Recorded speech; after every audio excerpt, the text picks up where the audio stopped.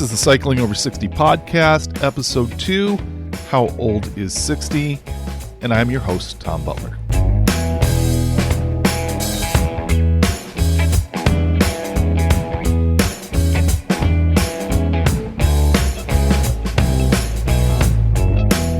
Thank you for listening into my Cycling Over 60 journey, my journey where I am looking to get in shape and set myself up to cycle for a long time in the future as my primary form of exercise. I am on this journey to ride the Seattle to Portland 206 miles over 2 days, coming up in July of 2023 when I will be 60 years old and doing it for the first time. Right now, I am about 15 training rides in. It represents 354 miles approximately. And what I would have to say is I am disappointed. I haven't really liked the way that my body has responded to the test so far. I have done a couple of longer rides. 50 miles is what I'm considering a longer ride now. And I am slower than I need to be. That's really the main thing is I feel weak. I feel from a cardiovascular capacity, I'm doing pretty good so far, but my legs feel weak. In particular, I am getting crushed on hills. And if there's any headwind, and it just seems like it just zaps my leg energy totally. So I'm looking forward to something here. Again, 15 rides in, 354 miles. It seems like I would be feeling some difference with my leg strength, and maybe there is, and I'm just not picking it up, but it's discouraging. One thing about my legs is it seems like it takes a long time for them to heal. And so I can't push it as hard and as often. I have to take breaks. And that seems like something maybe I can work on, finding some strategies about how to heal. But I'm feeling committed still. It's discouraging. And I have just decided when it comes time to do the STP, I'm going to just go as far as I can go. And that might be 50 miles. It might be 100 miles. Hopefully it's the full 206 miles. Hopefully I've figured some things out to get stronger between now and then. But no matter what happens, I'm going to go as far as I can go. So you can root me on in that. You can give me encouragement about how far to go. Part of the kind of psychological, emotional aspect of this is the other day my wife said pretty strongly, I think this should be a one and only time deal. So she's obviously seeing some things where she doesn't want to see this be carried on into the future where I'm doing the STP. I think there's a lot that can change between now and when I finish. But for now, she's concerned enough to say this is a one and done type deal.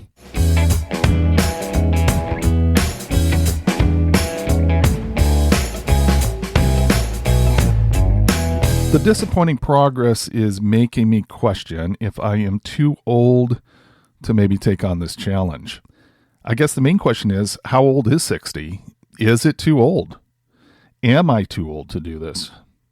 Well, I've asked Dr. Kimberly Knowlton from Loma Linda University to come on and share her expert opinion. Here we go with the interview. I am so pleased to be joined today by Dr. Kimberly Knowlton. You are the director of the Drayson Center, a wellness, sports, and fitness center on the campus of Loma Linda University. You have a master's in physical therapy and a doctorate of public health and preventive care. You are a professor, and to top it off, you have run a business in the past. Mm-hmm. Now, I say in the past, but I am sure that the Drayson Center is a complicated business to run. So I see you as currently running a business. Mhm. Can you, first of all, give some information on the Doctor of Public Health and the focus on preventive care? Okay, so Loma Linda University has a preventive care program in the School of Public Health. And basically, the focus is, it helps educate high-level health professionals in wellness and lifestyle management intervention. So they're not just teachers; they actually go out and they have practical skills, and they can definitely run a business, like, and they have administrative abilities. They can implement and evaluate programs. They do protocols. They deal with a lot of chronic disease issues also. It's a wide variety, and people do have different specialties in different areas, but um, they can do various things such as exercise testing and prescription, smoking cessation also, and then also nutritional assessment. Now they're starting to get more into also mental health risk appraisals also. So these graduates, they're doing all these different combined influences of nutrition and exercise, stress, smoking, and other lifestyle factors. As the name implies, it's really looking at preventing Mhm. disease rather than treating disease once it starts to get a hold. Right. Now the big thing that we look at when we're trying to teach prevention, there is a cost to it. Now we're trying to get the insurance companies and other Mm, entities to help support this, but unfortunately that doesn't always happen. So we end up doing a lot of practical skills in treating, but we do a lot of preventive care, and that's what our nice. name is: Yeah. prevention of disease. Nice. Well, I am very familiar with Loma University, Hmm. and I've been on the campus as a student a couple different times, and I don't remember seeing many senior citizens in the classrooms, and yet I see a senior wellness section Oh, on the Drayson Center website, and that includes discounted memberships. And there was even a senior triathlon event, which, yeah. maybe I'll have to, if that happens again, come down for. That would be really fun. Mhm. Why this emphasis for a wellness center or a fitness center located on a university campus? Why this focus on senior wellness? Well, one thing that is very unique about Loma Linda is that it is the blue zone. And I'm sure we'll talk about that later. But when we're talking about blue zones, we're talking about people who have longevity, good health for a longer period of time. And in this area, there are a lot of seniors, 70 and over, that live in this area. So with Drayson Center being where it is, there are a lot of seniors that can walk right to Drayson Center. And so when we opened up, yes, it was for students, faculty, staff, and also the medical center population over there. But we started getting an influx of seniors that wanted to work out. And so we started doing programs for them. This is in the very beginning, like in Hmm. 1995 when we opened. They started realizing, man, we are getting a lot of seniors here. So they started a whole senior wellness program for them. And every month we've got speakers. We're having our next speaker on sleep. We just had one on cardiovascular health. And then we have the triathlon, and then we have just other events for them. We did a Valentine's Day, luncheon. We're doing Mother's Day. And another thing about the senior population is they love to be social. And Hmm. that is one of the really important things, especially in a blue zone, that has people living a lot longer, is there's a lot of camaraderie and social activities, and that does help. That does help your health. You're mentioning Blue Zone, and obviously there's a lot to it. You could do a Yeah. whole program on Blue Zone, but I'm wondering if there's a way of briefly kind of encapsulating what the term Blue Zone Yeah. has come to mean. Okay. Blue zone. Yeah, I'll be as brief as possible, but it you can see there's a whole website and that you can go check out blue zones. But actually, it's basically places in the world that have a lot of centenarians. That mean people who live healthy for a long period of time, maybe even into their hundred and what over 100. Okay, so right now there are 5 places in the world. There's Okinawa, Japan; Sardinia, Italy; Nicoya, Costa Rica; Icaria, Greece; and Loma Linda. Loma Linda, California is the other one. So That's awesome. Dan Buettner is the Blue Zone's founder, and this is with National Geographic. He's been here, And we've done interviews with him. And I think he is having a new video come out, like I think this month or next month, about the blue zones, like the latest on the blue zones. But that's in a nutshell. Yeah, well, and again, people can go, search that Mm-hmm. and check out for more information. It's really interesting research. Would Right. encourage people to do that. Well, with your position there at the Drayson Center, your background, even your location in a blue zone, I thought you'd be a perfect person to ask this question. So the question for today is, how old is 60? Now, I can remember both my grandfather and my father when they were 60, and they seemed pretty old. I look at myself and I'm like, I don't think I'm as old at 60 as they were. And then I see other people who seem very, very young and very active at 60. So how would you answer that question? Like, how old is 60? Well, that's a loaded question because everyone, it is different. It really depends on your genetic makeup. It depends on your lifestyle. It depends on your environment. But there's a lot of things that you can do to help 60 be like the new 40. Like they tell you the 30 is the new, the new 20 and all that kind of stuff. Right, But 60, right. you can make it the new 40. And so some of the things that you can do basically a lot has to do with activity and mobility. So being a physical therapist, I used to see, I don't work as a physical therapist right now, but a lot of things that made a person seem older is their mobility. Hmm. Can they move, efficiently? Are they able to move at all? So regular exercise is extremely important, just getting activity, not necessarily having to go to the gym and working out heavy weights and that sort of thing. It's basically moving every single day. And the studies do show like if you're even sitting for an hour, trying to move at least 4 minutes every hour. So if you're Hmm. sitting Hmm. down and you're either watching TV or a class or something, at least 4 minutes, get up and move, just keep active. The next thing is definitely diet. What do you eat? Do you eat fast food all the time? Do you eat sugar? That's a big one. Or do you eat more plant-based? Do you eat a variety of vegetables and fruits?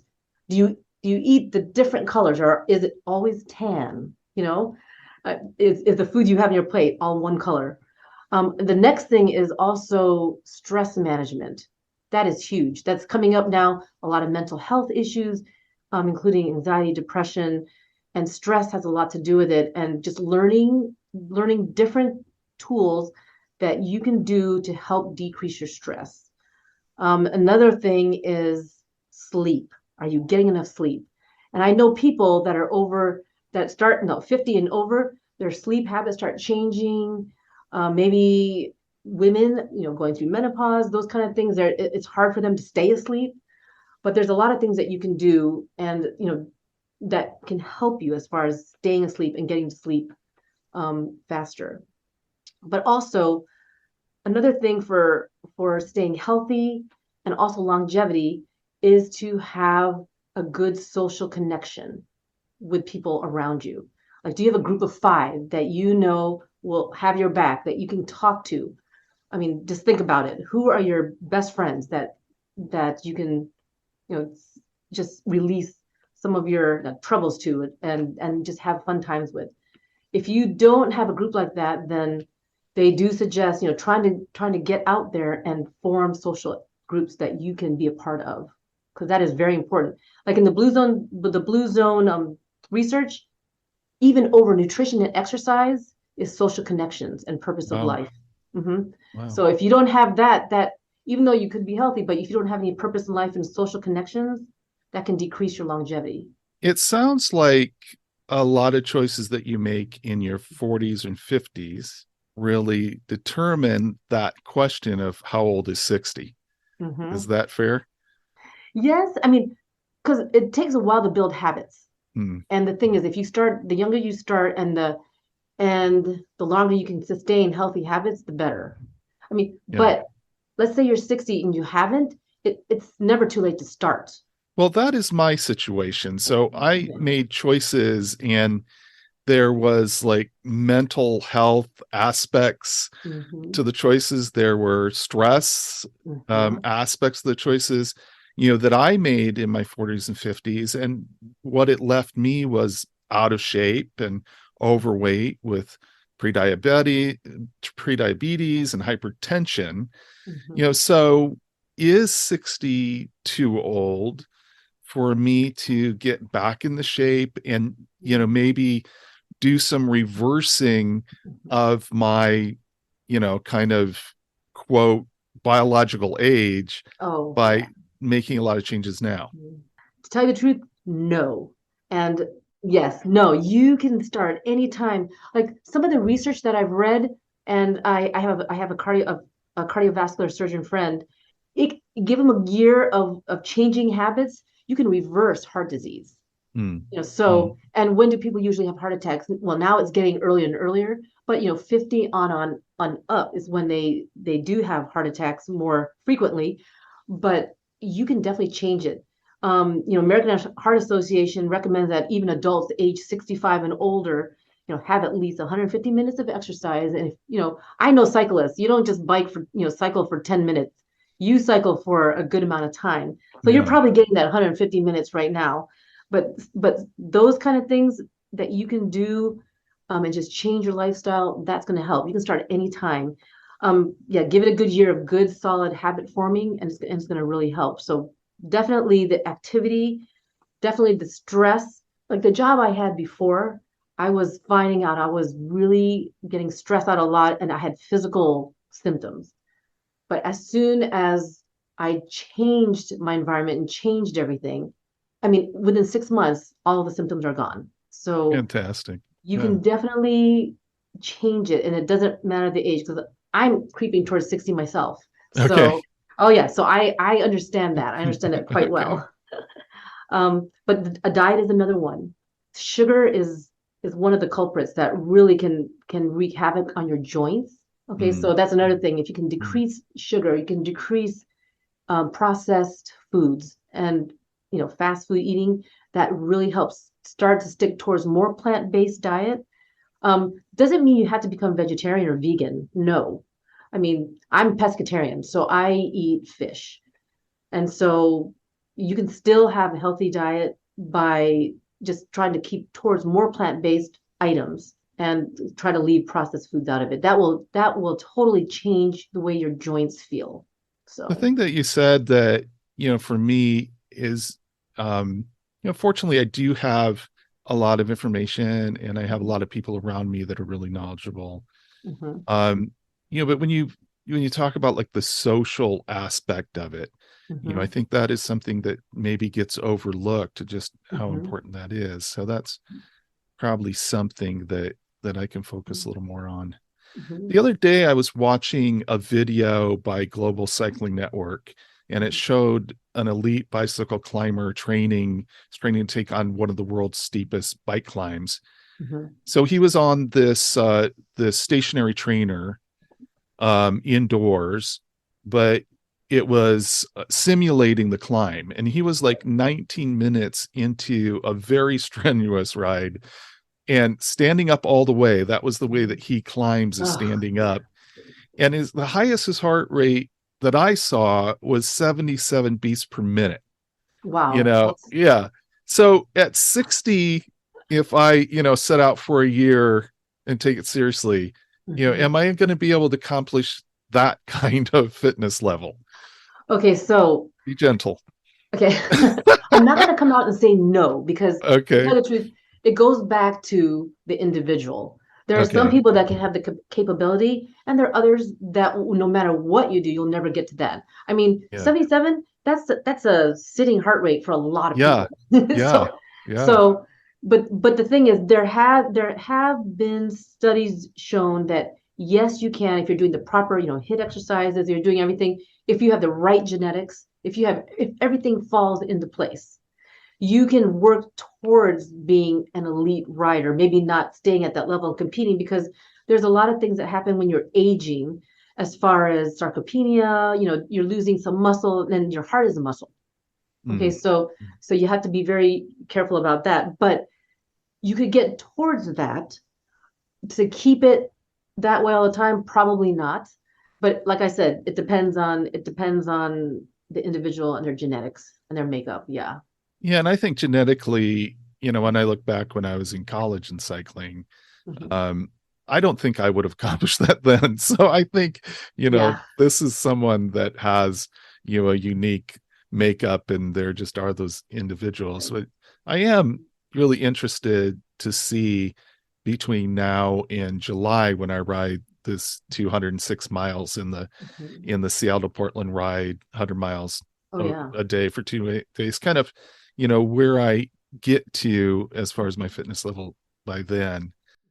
I can look at my skin now and see it's not the same as when I was younger. And you mentioned this a bit, if my skin is a representation of my tissues, Mhm. I'm wondering what's happening with Yeah. muscles as we age. Oh, there's age-related, you know, breakdowns in muscle. Like I mentioned before, it's called sarcopenia, and that is basically an age-related loss of muscle mass, strength, and function. So that just happens over the age of 60. You can have about a 10% to 50% effect on an adult, Hmm. depending on, well, yeah, depends on your activity level. The thing is, if you, and this is what I'd like to do. My mom is 84 years old, and I have her working on strength training. Hmm. Okay, so Hmm. she still works on strength training. You can really tell that she's lost some muscle, and she just started doing this regularly. She's a big pickleball player. Okay. But the thing is, if you start working, and I was going to say that to you too, if you're getting ready for a race, definitely include strength training exercises. You want to recruit as much fibers as you can, because even in age related breakdown of muscle, you're going to lose fibers. You're going to lose muscle fibers just to age related loss. Okay. Okay. The thing is, if you want to prevent that, yes, you have to also watch your protein intake. And yes, you have to make sure you are doing strength training exercises Okay. to try to keep as much muscle as you can. Yeah. Okay. And And then also, I'm wondering about body mechanics. I know that at okay. any rate, any age, it's important to use good body mechanics. Like if I'm going to be working out Mm-hmm. as part of this, going to Oh the yeah. gym and lifting and things like as part of this, Mm-hmm. body mechanics is always important. But Yeah. is it more so as you get older? You mentioned your mother. Mm-hmm. Is injury easier? And what should I keep in mind if I'm lifting and things like that? Oh, yes. When you get older, injury is easier because you could also have bone loss too. And that's seen in a lot of women that have osteoporosis. Um, but yes, you definitely have to watch out in balance. And I would say if you're just starting out, I would make sure you have some kind of a trainer to help you, Mm, make sure you mm, know the definite ways to lift, because you could definitely hurt your muscles. You could definitely pull something, your tendons, your ligaments. You could break something if you're not doing it in the proper way. But one thing about balance, I should say, is let's say you're doing like a yoga pose or something. I see time and time again, you're just balancing on one foot. If you do not have the strength in certain muscles, it's going to be a lot harder. mm, So I have seen people come from trying to balance on one foot and can't even do it for 5 seconds. We get them on a good exercise program, strengthening lower extremity. They can balance for a minute, no problem. mm. It's practice and strengthening. So once you also are in a good routine of strengthening the muscles, your balance will get better. Your balance will get better. So that's really important though, Yeah, because falls, if you yeah, yeah, if you fall, you can definitely break a hip. You always hear about that. And yeah. usually, when people get older, they lose their balance. Breaking a hip over 65 years and older, about a lot of the 95% of hip fractures are usually because of falling. And what about metabolism? I mean, just you know, the energy that my body is, Mhm. producing, and how I'm producing energy as aging happens. What's something to keep Yeah. in mind with that? Okay, so by the time you're 50, okay, there's about a 30% drop in metabolism. Okay. So and also age related because of muscle. When you lose Mhm. muscle, yes, your metabolism does drop. So the thing is, there's also mitochondria that there's the function level of mitochondria when it produces energy that also drops. Everything drops, and when you're getting older, Right. it's like Yeah, we gotta really be aware of what's going on, because now when some of these things are happening, we have to watch out what we're eating. Okay, and also people will say, and I hear this a lot from my friends, I try to do all these activities and I still am gaining weight. Hmm. So now what we're trying to do, because we do know that muscle, when you lose the muscle, okay, and your metabolism does drop, if you still continue eating the same, you're going to gain weight. Hmm. Hmm. So having strength exercises is just as important. You can't just be doing cardio all the time. You have to make sure you do some exercises that increase your muscle strength and try to help. And like you hear everyone say, try to keep your muscle. Yeah. Okay. You want to recruit as much fibers as possible. So that is strength training. But yes, all of these things with the mitochondria and muscle, and also your BMR, that all decreases, just age related drops. So again, it So sounds like that's one of those things about lifting weights, that you mhm. maintain a little more muscle mass, and then Right, that's functioning all the time, not just when you're exercising. Is that right. the right way to say it? Now, yes, but also the thing is, you don't have to always just go lift weights, go to the gym and just Hmm. push a bunch of weights. Hmm. There are a lot of different types of exercise out there that use your body weight. Okay. Okay. Like if you want to do squats, if you want to do push-ups, I mean, there's a ton out there that you can do just body weight exercises and just things at home. Anything to cause Mm. resistance. Even in the pool. If you Hmm. have a pool, you could do resistance exercises in a pool. Just anything that provides resistance. You could even use bands that you can buy that are, just resistance. There's just a lot of different ways, and you don't have to go to a gym and push weight. Mm. So, One thing for me and my genetics is that there's a mhm, lot of type 2 diabetes in my family. Now, it would be hard, mhm, the lifestyle choices in my, like in my dad, my uncles, mhm. versus just pure genetics. So that's one of the things that's like a personal goal for me. And I'm wondering what we know about exercise in addressing type 2 diabetes. The Okay. endocrine.org, which is the site for the Right. Endocrine Society, reports that 33% of people over 65 have diabetes. So you're not alone if you're, Hmm. over 65 and have diabetes. But what do we know about exercise? No, as far as diabetes, especially type 2, this is something that comes on, that you're not actually born like type 1, you have a condition, but type 2, if you start becoming overweight, if you have, let's say, a high blood sugar, too high all the time, um, and then you take your blood sugars and it's like over 100 milligrams per deciliter, then they consider it either borderline, or you are type 2 diabetic. Okay. But the thing is, diet is very important, and also exercise. The thing is, exercise, when you exercise and use your energy and use up the sugars in your system, that helps bring your blood sugar levels down. Okay. And also the thing is, sometimes I used to teach for a medical group, and we basically taught, I just counseled type 2 diabetics, even kids that were type 2 diabetics, because they Mm, were really morbidly obese.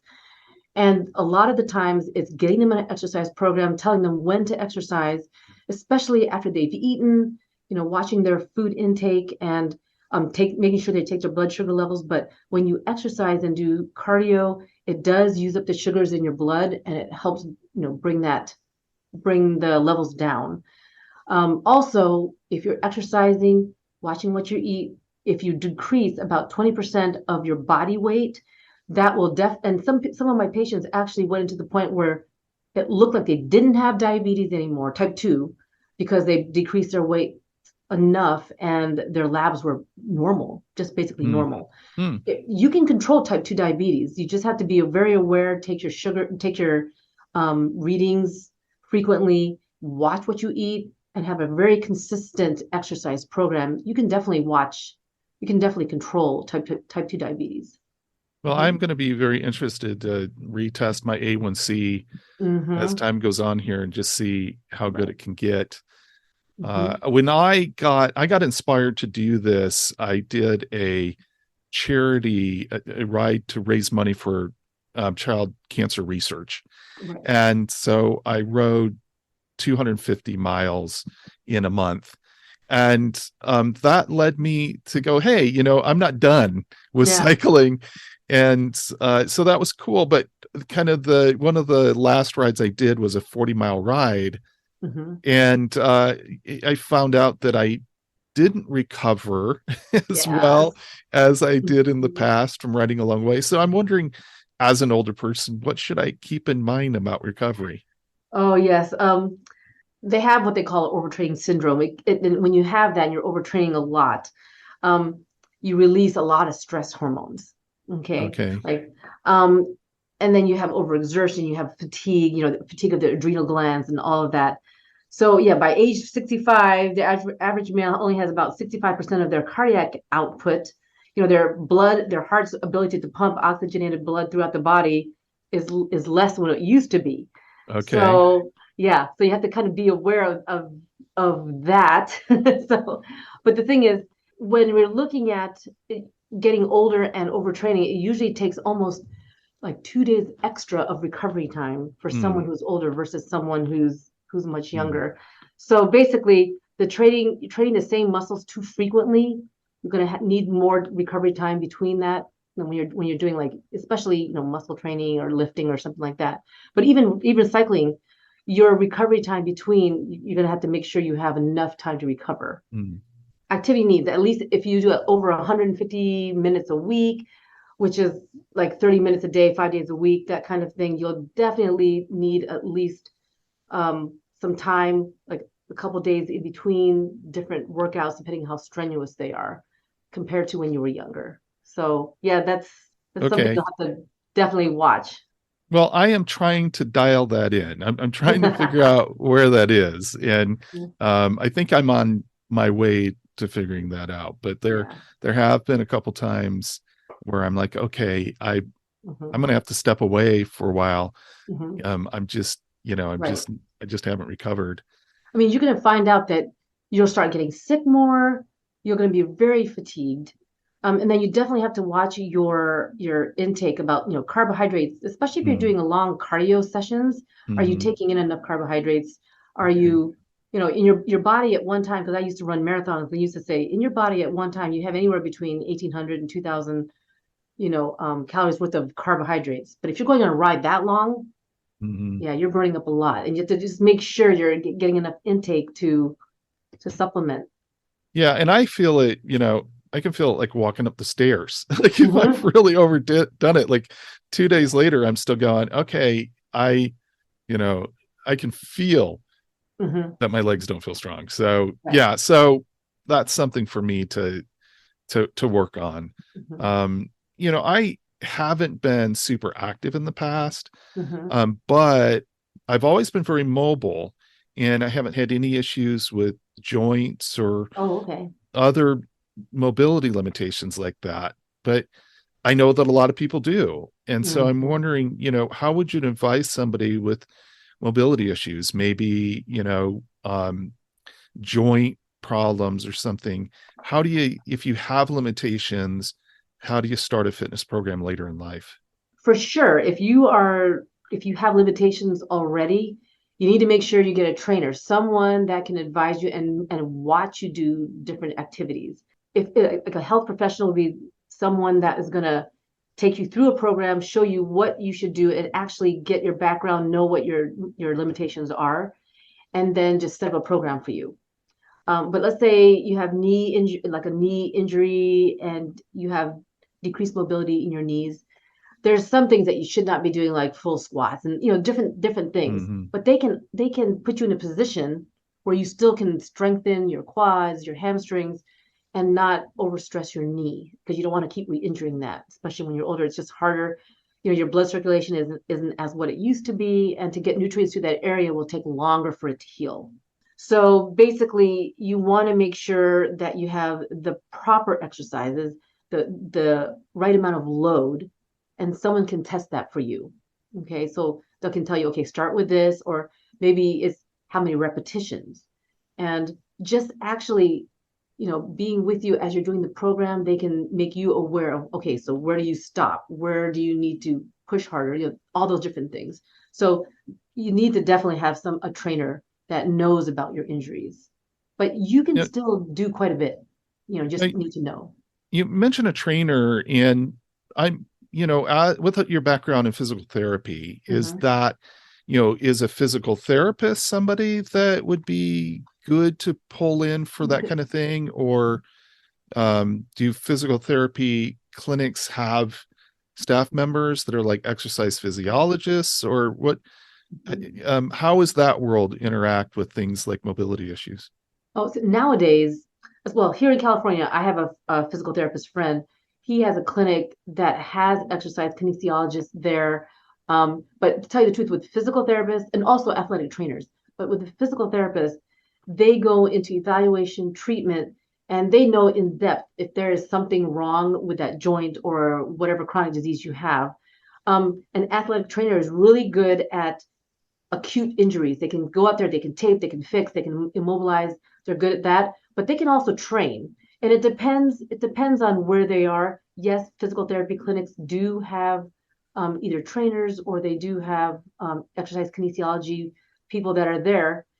A lot of it has to do with the pay. Physical Mm, mm, therapists probably on the higher end of the totem pole. If you mm. have a physical therapist train you, it's going to be more expensive.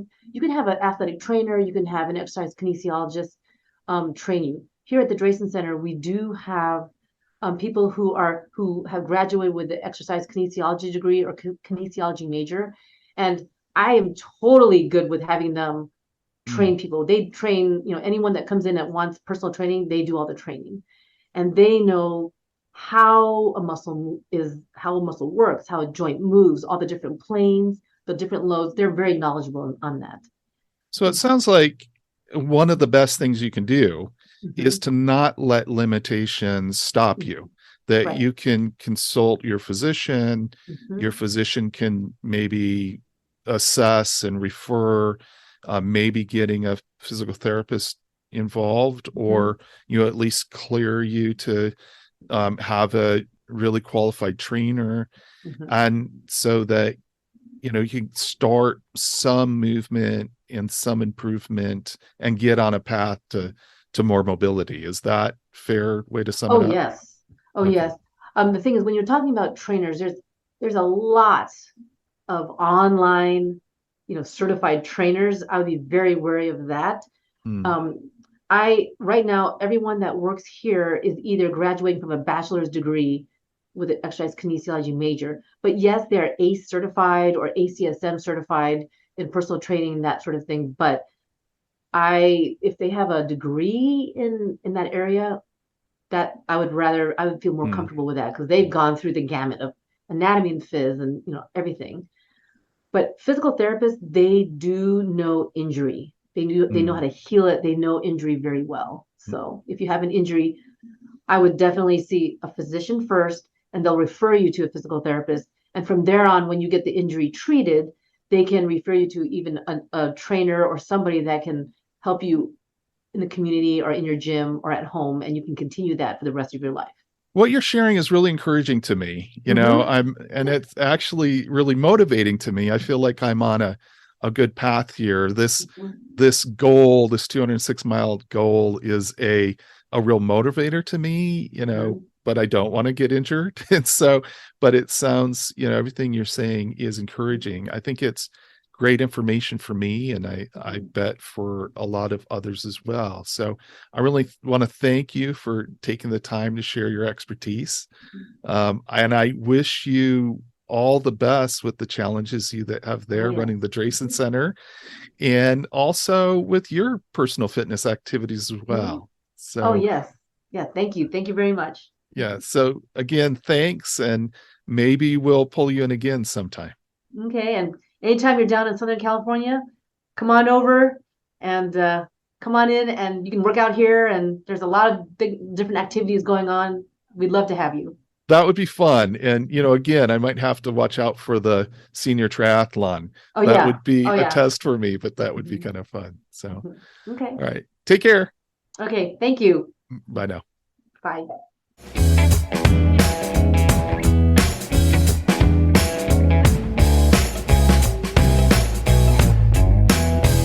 That was actually really encouraging to me. I'm glad I'm starting this adventure now, And I'm very motivated to be consistent so that I can reap the benefits that Dr. Knowlton talked about and reap those benefits for a long time. I want to thank you for joining me on this episode of Cycling Over 60. Keep pedaling no matter your age, stay safe, and embrace the enjoyment the riding brings to every stage of life. Until next time, I'm your host, Tom Butler. Good luck with all your riding, and keep in mind that age is just a gear change. Bye now.